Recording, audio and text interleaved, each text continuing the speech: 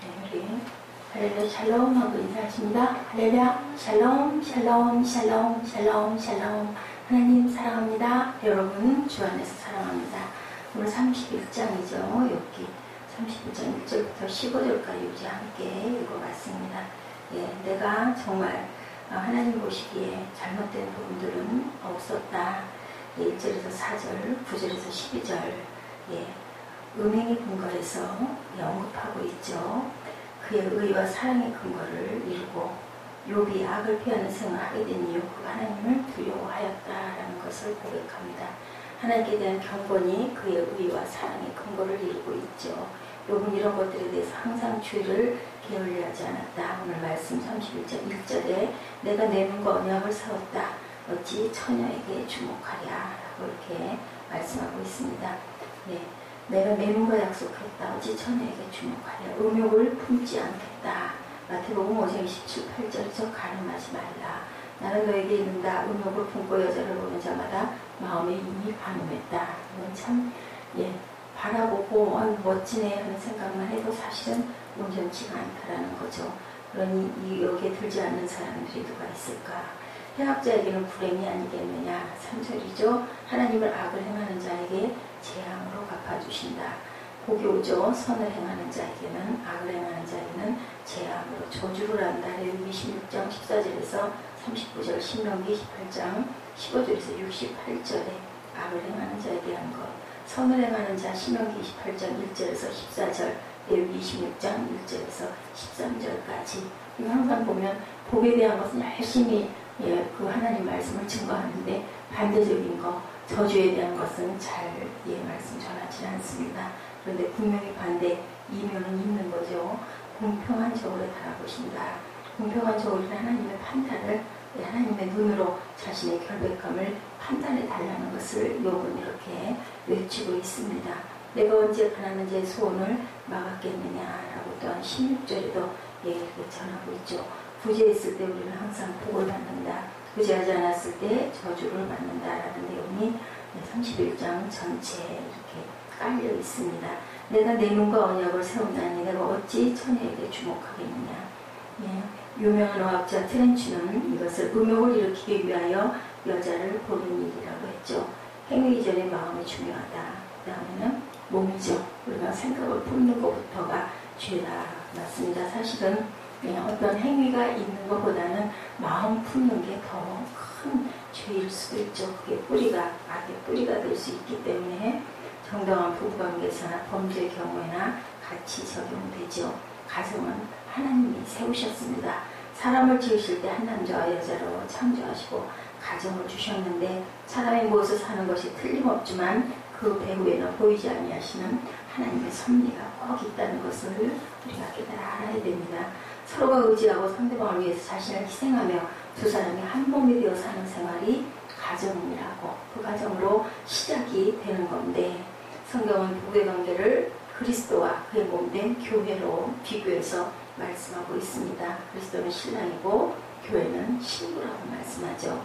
가정은 이처럼 깨끗하고 아름다워야 되는데 이 아름답고 깨끗한 가정을 통해서 참된 행복을 하나님께서 주시는데 요즘에 온전한 부부 같은 모습이 많지 않다. 거의 열에 6, 7은 그냥 산다. 공동생활 같이 산다라는, 당연하다라는 두 얘기하는 데는 하나님 뜻이 아니죠.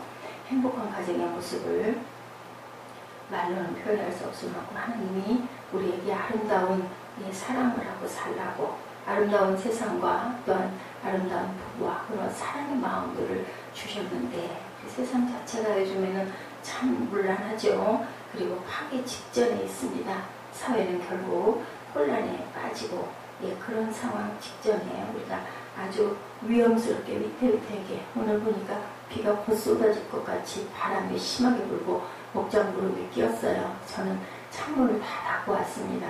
또 아무도 없는데 비가 들이치면 마르고 베란다가 다 젖을 것 같아서 이런 것처럼 폭풍 전야같이 눈에 보이면 우리가 이렇게 방비를 하는데 눈에 보이지가 않으면 모르는 거죠. 하나님이 언제 임하실지 우리는 모릅니다. 왕성했던 로마가 성의 타락으로 멸망하죠. 세계 문화를 주름잡던 헬라의 영화도 가뭄 때문에 망하고 찬란했던 폼페이 도성이 간음 때문에 폐허가 되고 만 것을 우리는 역사에서 보고 느끼고 있습니다. 하나님께서 우리 인간을 창조하시면서 강력한 두 가지 욕구, 하나는 식욕, 그리고 하나는 성욕이죠. 사람은 생산하며 자기의 대를 이렇게 해서 이어가고, 먹는 것, 맛있게 먹고 싶어 합니다. 포만감을 갖고 싶어 합니다. 또 하나가 있다면 수면욕, 잠자는 것을 또 굉장히 기본 욕구적으로. 그래서 아기들이 태어나면 딱 보면은 두 가지죠. 먹는 것, 잠자는 것. 그것이 채워지지 않으면 아이들은 욕구입니다.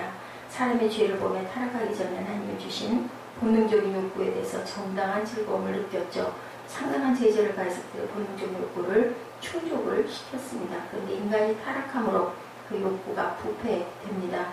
유혹스러운 욕구로 전락해버리죠. 요즘에 보면은 동성애 문제로 세계가 시끌벅글합니다. 그런데 놀라운 것은 그것을 통과해주자, 그 결혼도 통과시켜주자라는 목소리가 거의 반수를 차지한다라는 것. 아무리 생각해 보면 이해가 가지 않는데 어쨌든 세상이 이렇게 문란하고 정말 어디로 치달아 갈 것인지 성경에는 분명히 그것은 죄악이라고 하나님 말씀하셨는데 그렇습니다. 성은 인간의 몸 안에 있는 불발탄처럼 되어버렸어요. 성적인 문제에 대한 몇 가지 대답. 어떤 이는 성을 억제하라. 이것도 하나의 대답이죠. 폭탄을 폭발시키지 않는 확실한 방법은 폭탄을 땅속 깊이.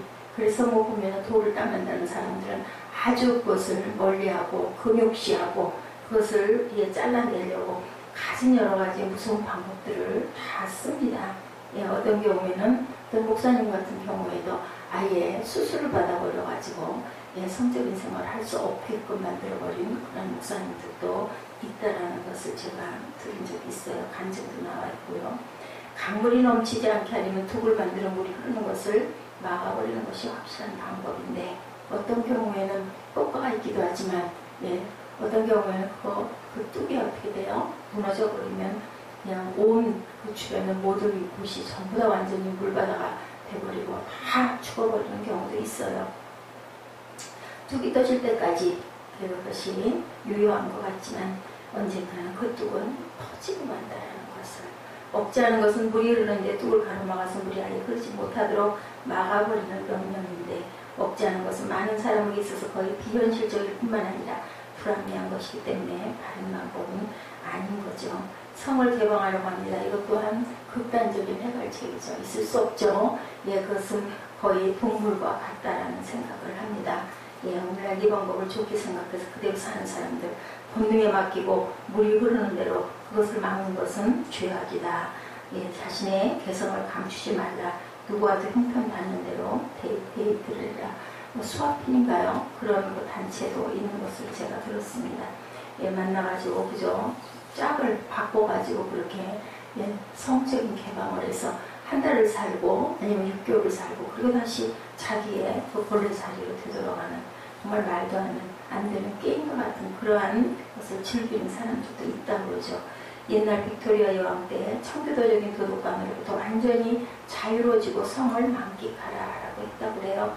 우리 사회에서 얼마나 많은 사람들이 이 주장을 찬성을 하는지 아주 좋아할 사람들이 많겠죠. 그런데 과연 이게 옳은가?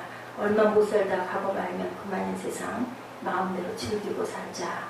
이와 같은 주장 때문에 많은 사람들이 방탕한 자리에 빠집니다.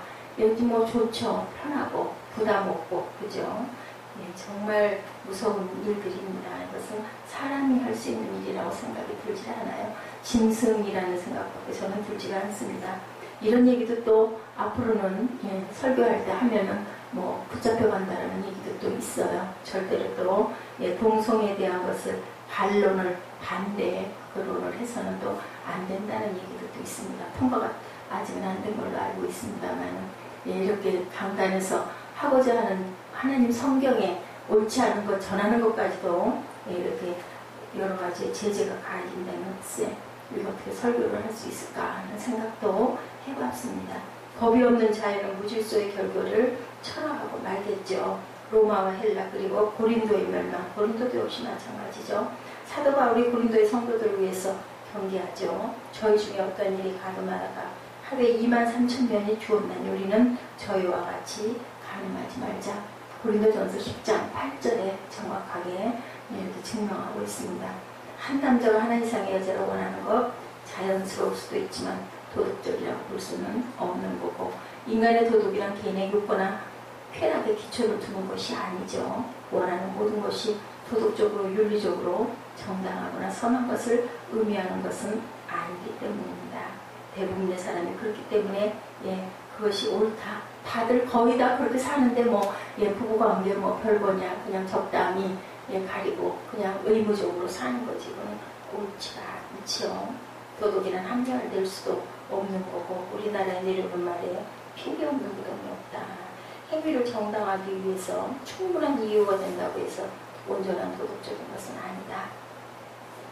하나님의 말씀을 따라 사는 길, 성 문제에 대해서 성을 억압하거나 개방하지 말고 승화시키라고 하나님 말씀하시죠. 그것은 폭탄을 땅에 묻지도 말고 터뜨리지도 말고 조심스레 해체해서 폭발의 가능성이 있는 힘을 창조적으로 이용해라. 수문이 없는 뚝만 쌓아도 위험하다. 메마른 사막에 물을 댈 수 있고 쓸모없는 모래땅을 비옥한 농토로 변경시킬 수 있는 관계시설이 될 수 있도록 수로를 통해 물이 흘러가게 해야 된다.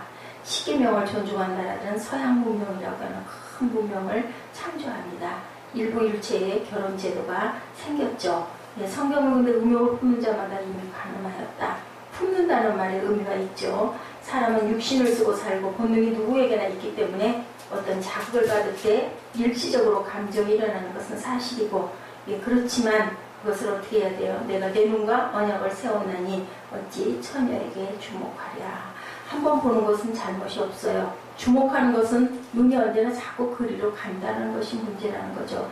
잠언 6장 마지막 부분 7장을 우리가 한번 읽어보면, 이 세상에 사는 사람에게는 우리로 하여금 잘못된 길로 가게 하는 요소들이 많이 있는데 조심하지 아니하면 누구도 예외가 될 수가 없다라고 증거합니다. 우리가 사는 이 시대에 성적 방황의 시대, 개방의 시대, 성의 제3혁명의 시대라고도 하죠. 소위 상황윤리라는 이론이 나와서 상황에 따라 우리 윤리 기준이 달라질 수 있다고 하면서 상황에 따라 음행까지 용납하라고 합리화하려고 했지만, 하나님은 그렇게 말씀하고 계시지 않는다라는 것.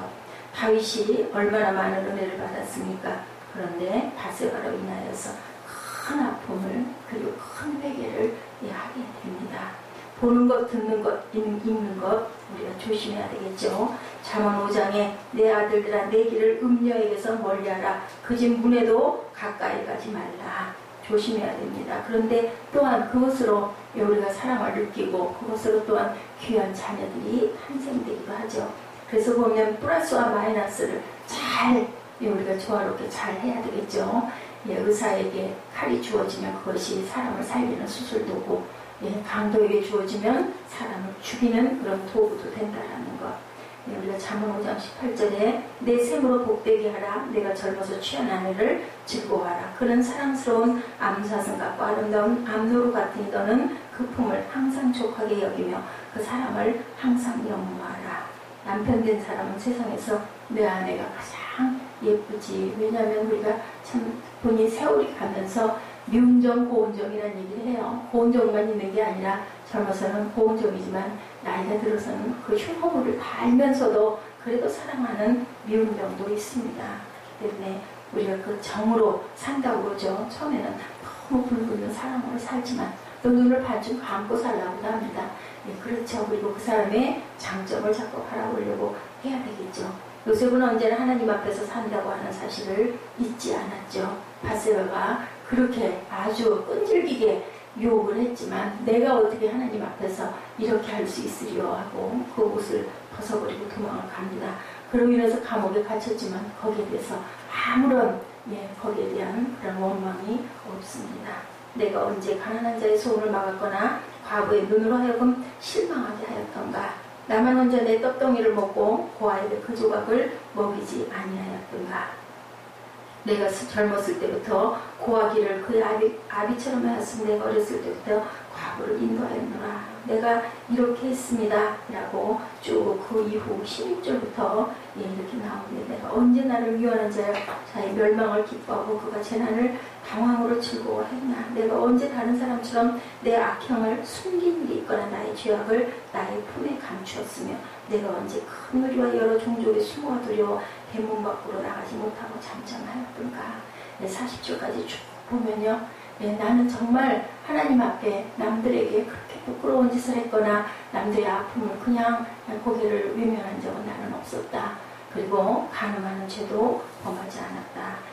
아직까지도 보면 온전한 모습은 없지만 그래도 욥은 나는 그런데 그런 일 없었던 것 같은데 내가 왜 이런 일을 당했을까요? 하는 그런 마음이 배어 있습니다. 우리 오늘 1절에서 15절까지 남의 것을 훔치지 않고 특별히 성적인 부분에 있어서 하나님이 내 아내를 즐거워하라. 젊었을 때 얻었던 내 아내와 행복하고 사랑하라는 것을 지켰고 절대로 처녀에게도 눈을 돌리지 않았다라고 이렇게 고백합니다.